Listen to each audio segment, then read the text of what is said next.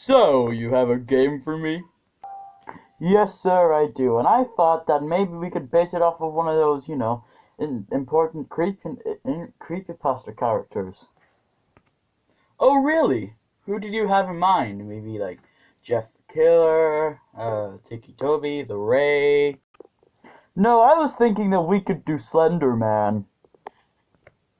Slender Man? The tall guy with no face and is basically a walking EM. Yeah, that tall guy. So what's this game gonna be about? So, basically, you're this girl who's friends with another girl who was friends with the original girl from the original Slender Man game. And you go over to her house only to discover that it's been abandoned in a panic. As you walk over there, you walk really slowly. Like, so slow. Like, it was so very slow. Like, you cannot comprehend. Uh-huh. Alright, that seems pretty fair. But to be fair, I do think you should walk a little bit fast. Oh no, you aren't going to walk any faster than probably 2 steps per 3 seconds. Oh, wow, that is very slow. I didn't realize how slow that would possibly be. Oh, really? Because don't you need to get somewhere in a panic? So basically, you get there and you find that the house has been abandoned, but then upstairs, one of the doors is locked. You need to find a key downstairs, and you also need to find a flashlight. And with this flashlight, you look around the house to find notes that have been placed around by this girl Kate, and this other mystery character called CR. And once you find the key to her place, her room, you go in there to find that she has pretty much gone insane. No, going insane off of creepypasta characters is tight. I have no idea what that means, sir. So anyways, you go out of the house, you hear a scream coming from the backyard. And then you have to turn on these 6 generators to go to this big house on this big hill, which is the house has also been burnt down. That sure does seem like a lot of walking. Do you not think the player might get, a bit annoyed? Yeah, they might get annoyed, but in the house is going to be like a creepy little child. And this little child was just like going to be like twitching, and then he's just going to like, when you walk into him, he's going to be, oh my god.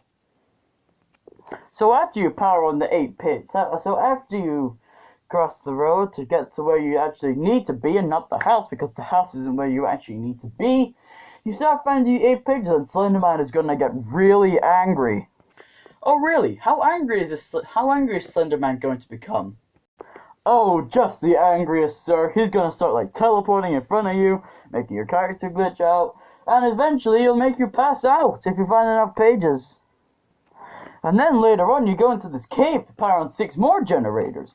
But then you find that a girl, known only as the Chaser, is chasing after you, and Slenderman is there to stop you as well. Do you not think after all the hard trials and tribulations that players had to go through with all the slow walking and such should be able to be relieved with an easy search section? Oh, not at all. You're gonna be running around all the time, blinding her, and running away from Slenderman. And the generators, get this, are all randomly placed. Oh my god, that doesn't seem very convenient. So what happens after the chase sequence? So after that sequence, you're going to go into a forest and walk around a bit, but then the forest is going to set on fire. And then Slenderman is going to be chasing after you, so you need to get to this communications tower because Slenderman can't seem to interrupt that for some reason, despite the fact that he's been a walking EMP for the most of the game. How come Slenderman can glitch out all of these cameras and make players almost die, but can't interrupt the communications tower? Unclear. I didn't actually think I'd get this far in my writing, so I just kind of stopped there. Whoops. Whoopsie. Oh really? And what happens after you get out of the burning forest of the big Slender Man? Then basically you pretty much get sent into a flashback sequence with CR after finding a box of tapes in a box near the communications tower, because you're not actually there yet, sir. And then your current play is Kate. Oh, Kate, the one who you were chasing about after in the tunnel sequence? Yeah, that Kate. And pretty much in this flashback sequence, you get to run around, lock doors, and stop the 7-foot-tall, faceless, tentacle-wielding maniac that is Slender Man. But in the end, she fails. Oh, really? And what about this CR character we've been hearing so much about? Well, you see, he goes to a field, and to explore the disappearance of Charlie, who was the boy that you found, like the burning boy, who jumps at you and goes.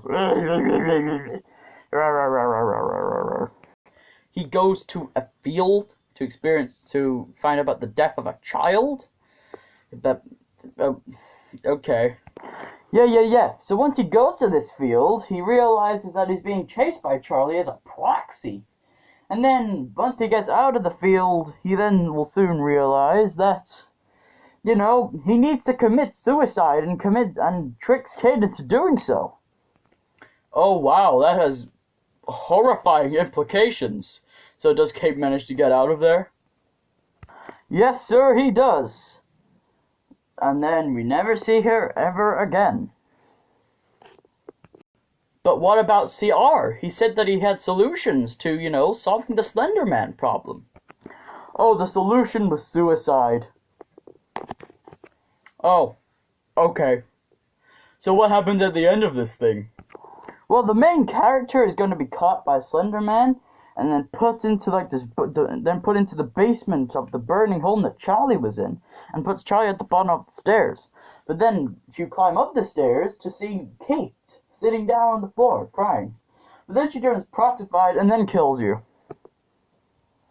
So what do you think of the game? Well, to be perfectly honest, I do think that it could do well, but maybe we could try and flatten out some possible bugs that we would never have to deal with. Oh yes, sir, there won't be any bugs.